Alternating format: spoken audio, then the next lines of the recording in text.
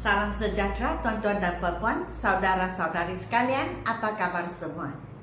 Nama saya ialah Dr. Lee dan saya berasal dari Bukit Mentajam dan sekarang saya tinggal di Kluang, Johor. So, selamat menyertai program saya. Dan seperti kalian tahu, saya sedang memuat naik buku saya. Buku ini Dwi Bahasa, Dr. Lee's Method Grammar Level 2. So sekarang saya sedang memuat naik level 2 sebab yang level 1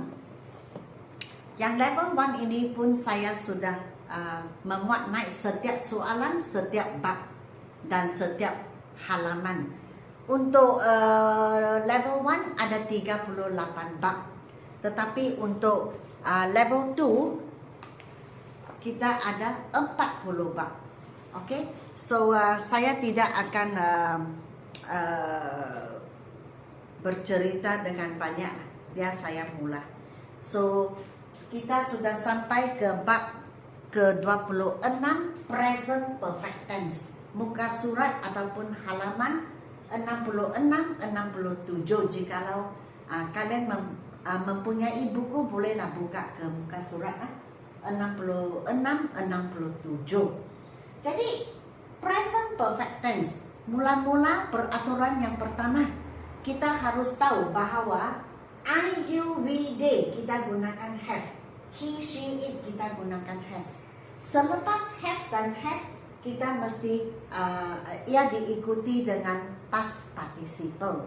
Jadi contohnya eat, makan, tiap-tiap hari, tiap-tiap masa. Ini adalah tempat pertama. Tempat kedua masa lalu, ate. Tempat yang ketiga dipanggil eaten. Dan eaten itu dipanggil past participle. Lagi satu contoh, sing, tempat pertama. Sang, masa lalu, tempat kedua. Tempat ketiga, sang. Dan sang ini dipanggil past participle. Okay? So kita gunakan present perfect tense, contohnya has eaten atau has sung. Apabila kita tidak tahu, kita tidak sebut masa. Kita tidak sebut tiap-tiap hari kah, kemarin kah, 2 hari yang akan datang kah, tidak. Sama sekali tidak. Jadi ingat, has dan have dengan past participle, present perfect tense, kita tidak sebut masa. Ataupun kita tidak tahu bila ianya berlaku. Yang kita tengok, yang kita tahu, hanya kita sudah melihat kesannya atau akibat perbuatan. Tapi kita tidak tahu bila ianya berlaku. Okay? So, biasanya dalam grammar kita gunakan already, sudah. Sudah dibuat tetapi tidak tahu bila ianya dibuat. Ataupun kalau ada not, kita gunakan yet, belum lagi, tapi kita tidak tahu bila. Ataupun just maksudnya baru sahaja, masih tidak tahu bila. Hanya kita tahu baru sahaja perkara ini berlaku dan kita boleh melihat kesannya berkenaan dengan sekarang.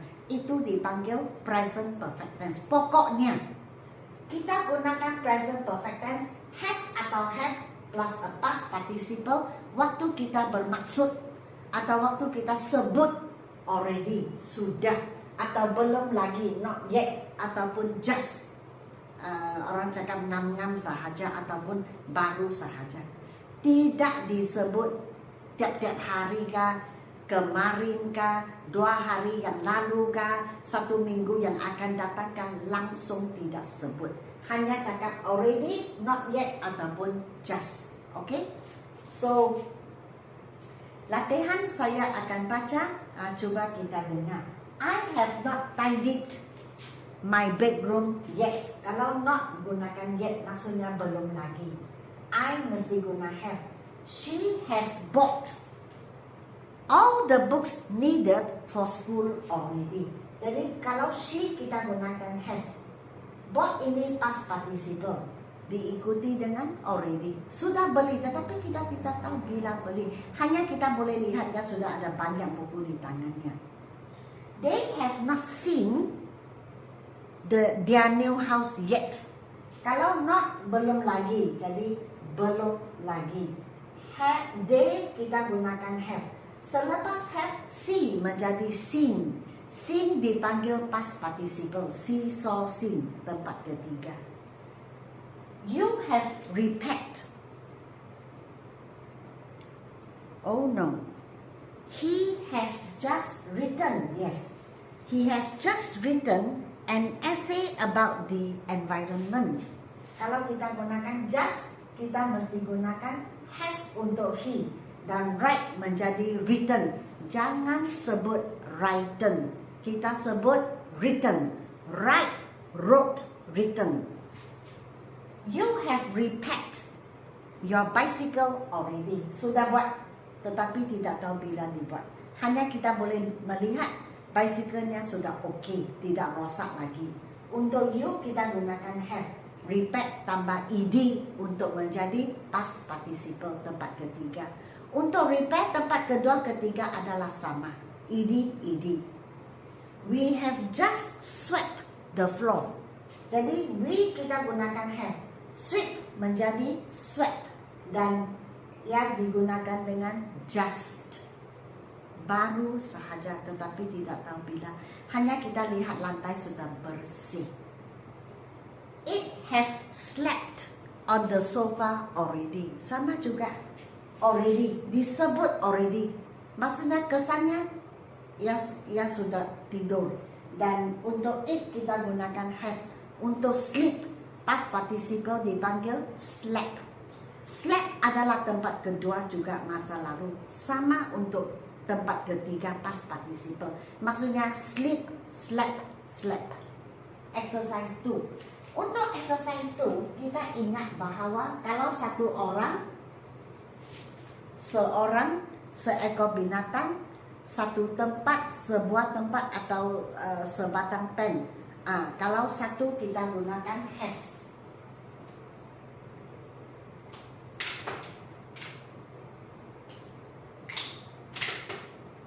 So untuk one kita gunakan has, diikuti dengan past participle. Jikalau lebih daripada satu, more than one, maka kita gunakan have, diikuti oleh dengan past participle. Okay? Alright? Encik Faizal satu orang. Okay? Kita gunakan has. Selepas has, meet menjadi met. Meet, met. Okay, so Encik Faizal has met the customers already. Sudah buat, tetapi kita tidak tahu bila dibuat.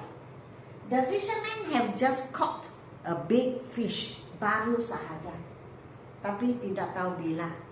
Hanya kita boleh nampak fish besar. Okay, untuk fishermen, men seperti saya banyak kali mengajar, maksudnya banyak, lebih daripada satu. man satu, men lebih daripada satu. Jadi kita gunakan have. Just baru sahaja. Catch menjadi caught. Catch, caught. Jadi tempat kedua, tempat ketiga sama. The little rabbit has not eaten the carrot yet. Belum lagi. Okay? So the little rabbit seekor sahaja, maka kita gunakan has. Those pupils, those maksudnya banyak. Jadi kita gunakan have. Sweep menjadi swept. The floor already. Sweep. The train has not arrived at the station yet. Sama juga lah. Not yet. Belum lagi. Tapi kita tidak tahu bila. Okay? Arrive tambah D. Sebab dia memang ada E. Okay? My grandfather has not drunk a cup. Oh, I'm sorry. My grandfather has just drunk, not has not drunk. So di sini ialah just, baru sahaja.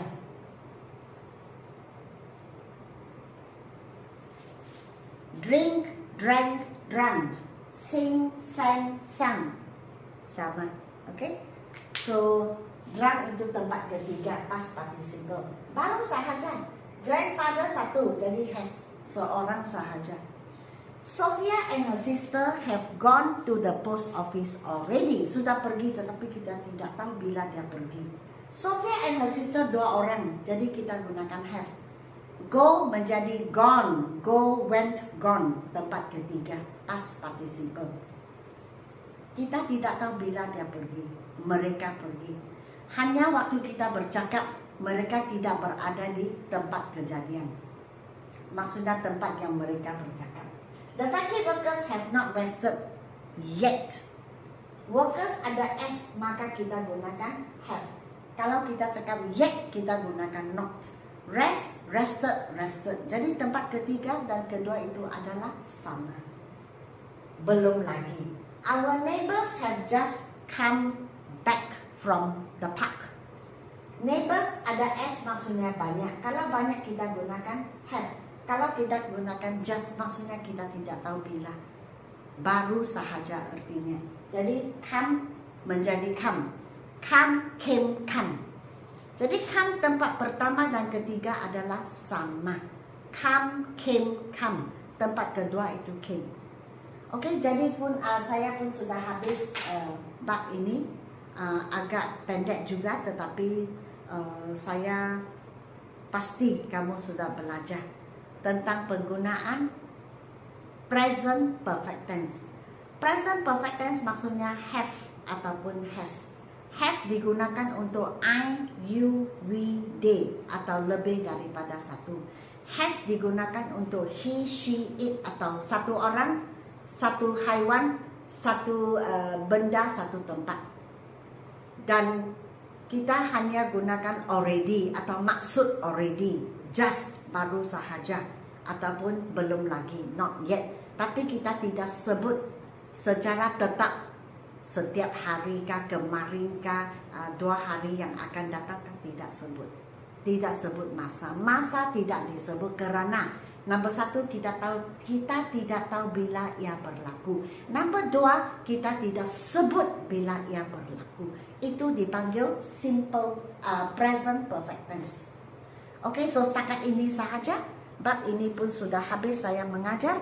Dan sila beri saya like, share dan subscribe. Dan sebelum saya tamat kursus kelas hari ini, jikalau kamu ingin membeli buku saya, level 1 38 bab, level 2 40 bab. Level 2 lebih susah daripada level 1. So saya syorkan kamu membeli level 1 dahulu. Sudah habis baru naik satu tahap ke level 2. Okay? Jadi jikalau kamu ingin belajar lisan bahasa Inggris ataupun pertuturan, silalah ke TikTok atau Instagram saya. Dan kalau ingin membeli buku, sila WhatsApp kepada saya 019 7878 299. Dan saya akan buka 2 pusat bahasa Inggris, satu di Cyberjaya, satu di Subang Jaya. Jikalau kamu ingin belajar daripada saya atau dari saya, silalah WhatsApp kepada saya sekarang untuk berkenalan dahulu. Supaya waktu saya membuka, kamu adalah orang yang pertama mengetahui hal ini. Dan bolehlah jumpa dengan saya, berjumpa dengan saya untuk belajar. Oke, saya boleh menyelesaikan masalah kamu, sama ada dalam pembelajaran atau dalam pekerjaan atau dalam kehidupan seharian. Dan pusat saya menawarkan kursus yang luas, dari tadika ke sekolah rendah, ke sekolah menengah, ke pelepas sekolah menengah, ke pelajar atau penuntut universiti, ke graduan universiti, ke kaki tangan awam, ke pekerja swasta ataupun suri rumah tangga, atau kepada orang yang tidak bekerja.